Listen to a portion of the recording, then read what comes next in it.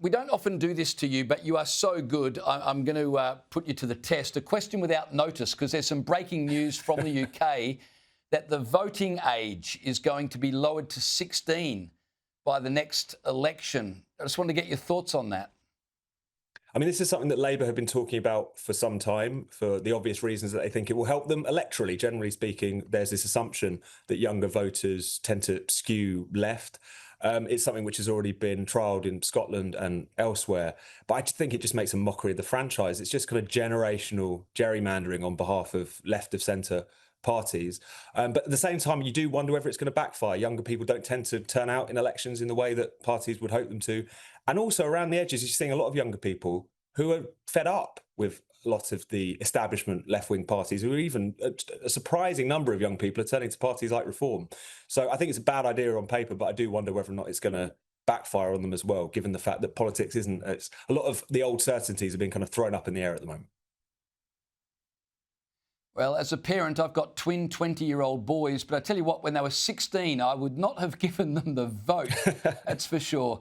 I want to ask you about a UK court decision. A court has ruled that a police force failed to act impartially when it allowed officers to take part in a gay pride and transgender rights march. Just take us through that case and what are the likely implications for other police forces around the UK? Because these pride marches are very popular with police forces, same in our country.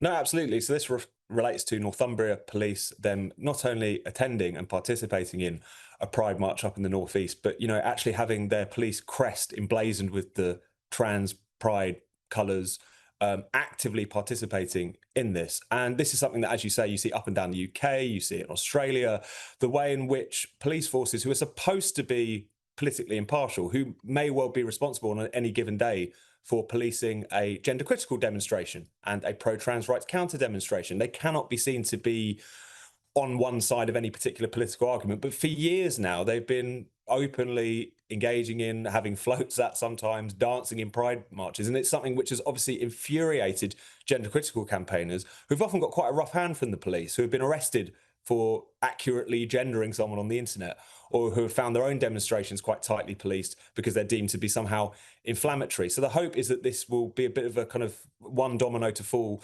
to try and rid the police of this kind of politicised, incredibly partial turn that they've been going under.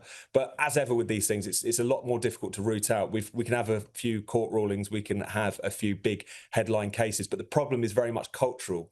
Police forces, within so many other wings of the state, have just fallen to this ideology now, and it'll take a long time to root that out, I would suggest. Yeah, I get that police want to convey the message that, hey, you can trust us, but I reckon the best way for the police to build trust is to police fairly and well, rather than to become involved in all of these diverse groups and taking on different ideologies. I think the point is well made. Tom Slater, always a joy to talk to you. Thanks for joining us tonight.